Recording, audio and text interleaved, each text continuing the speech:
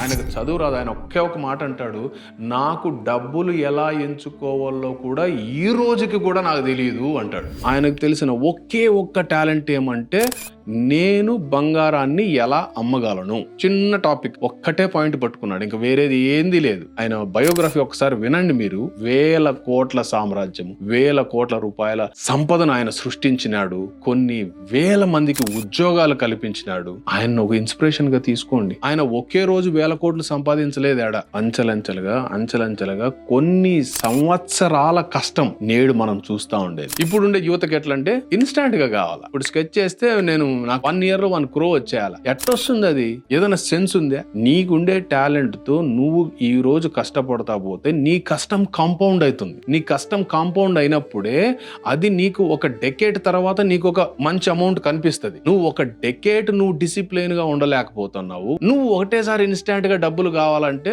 దొంగతనాలు, దోపిడీలు చేయాలి. అది చేస్తే ఎత్తుకొని పోయి లోపలేస్తారు. ఫ్యూచర్ ఉండదు. కాబట్టి ఫాస్ట్ మనీ వద్దు. మనకు 10 కాలాల పాటు ఉండాలా అంటే మనకు స్లో మనీ ఈజ్ గుడ్. స్లోగా మనీ వస్తుంది, అదే కాంపౌండింగ్ అవుతా ఉంటది.